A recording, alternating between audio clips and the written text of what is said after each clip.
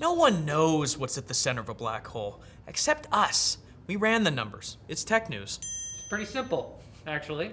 Hey, Colton, it's your birthday. Oh, you're fired. Why is this guy hosting? Is it your birthday today? It's my birthday. You talking about Thank Colton you. hosting? Yeah, no one who's already been given their final notice is allowed to host TechLink. But I love Colton. Google was expected to unveil the Pixel 6a at their I/O conference this morning. But surprisingly, the phone may have been the least interesting thing at the show. Ooh.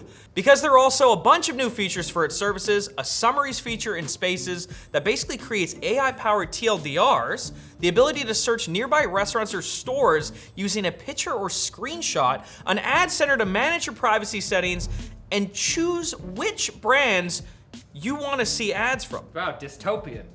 And Google Wallet support for digital driver's licenses and more, just like Apple Wallet. So you can have another way to declare your allegiance to Corporation B instead of A. Huzzah!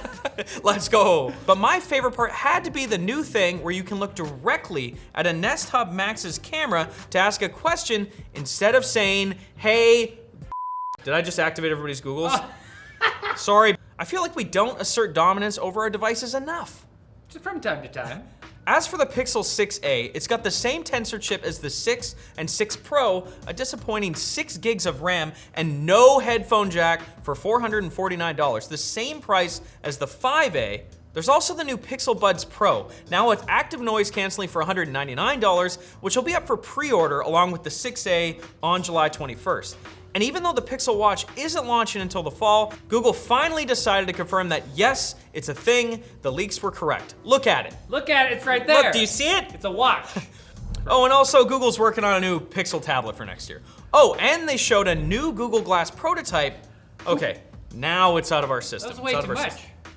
You did great, Colton. You're doing great. Decompress. AMD launched a bunch of new GPUs yesterday. The Radeon RX 6950 XT, 6750 XT, and 6650 XT, and so far reviews seem to be cautiously positive. As Alex points out in our LTT review, the 6950 XT trades blows in gaming with the GeForce RTX 3090 Ti, but suffers in productivity. The good news is it's nearly half the price of Nvidia's flagship, and better yet, it seems like graphics card prices may actually be staying somewhat close to MSRP now that the GPU shortage is calming down a bit.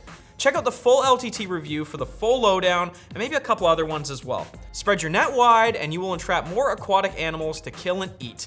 That's what my grandpa used to say. Wise man. He was. Intel had a conference of their own yesterday, which they used to announce 7 new mobile 12th gen HX series processors led by the Core i9 12950 HX, Intel's first laptop chip with 16 cores, 8 for power, 8 for efficiency, and 24 threads. Wow. Team Blue says its HX chips feature desktop caliber silicon in a mobile package, which almost always means still worse than a lot of desktops, pretty good for a laptop.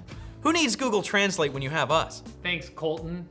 All the HX series chips will arrive in laptops later this year with native support for overclocking memory, with only the 12900HX and 12800HX supporting CPU core overclocking. Caloric overclocking. CPU core overclocking. Nice. But hey, these are laptops we're talking about. You want to burn your legs off, build your own processor. With a build your own box from our No, that's not what it is.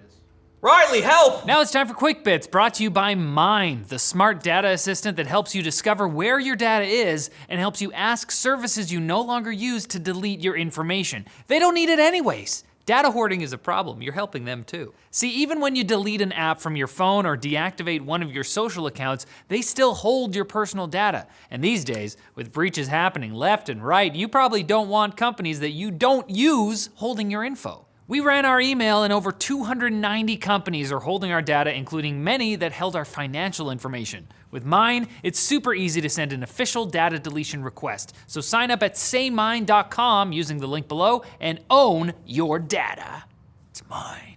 If you're ever lost, reach out to the Quick Bits. They will guide you. No guarantees where, but they will guide you. After a year of sketchy partial hacks and Trojan schemes, NVIDIA's light hash rate mining limiter on its RTX 30 series GPUs has been cracked by NiceHash. The company's software tool doesn't completely work on RTX 3050 and 3080s and only supports mining with one algorithm. But hey, they did it. Good job. Thankfully, it doesn't seem like this will lead to a rush of miners buying up GPUs because they were already doing that anyway.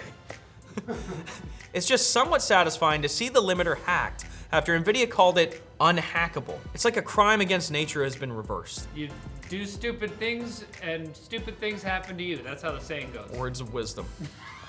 After 21 years, Apple has discontinued the iPod line. Sorry, moment of silence for iPod. The company will still sell iPod Touches until supplies run out, but they won't be making any more. I remember my 4 gig iPod mini that could hold 1,000 songs. Did you have a 4 gig Crazy. iPod mini? I actually did. I Oh, nice. legitimately did. I knew that. Anyways, rest in peace, iPod. At least you became old enough to drink. Cheers. Match Group, the parent company of Tinder and other dating apps, has filed a lawsuit against Google for forcing it to use Google's billing system on the Play Store. It's a very similar suit to the one filed by Epic Games, which ended up getting Fortnite kicked off the marketplace. But the trial for that one hasn't even started. So I'd swipe left on the chances of this one getting resolved anytime soon. Ah, nice one. Oh, Good joke, Cole. I think you wrote that joke, dude. I've never used that app. Tesla is shipping out an urgent over-the-air update to 130,000 vehicles after widespread reports of touchscreen issues, apparently caused by a CPU overheating during fast charging. It's unclear whether affected units are using the more recently shipped Ryzen-based chipsets, but what is clear is that Tesla fanboys could find a way to make this sound like a positive. No need to use the heating system, praise Elon! He will save us. And hashtag CryptoCrash is trending on social media as the price of Bitcoin, Ethereum, and many other coins has fallen sharply, driven by problems with the so-called stablecoin Terra USD. To make matters worse, Coinbase is warning users that if the company goes bankrupt, they might lose the cryptocurrency stored in their accounts, which frankly sounds kind of cringe and not Coinbase at all.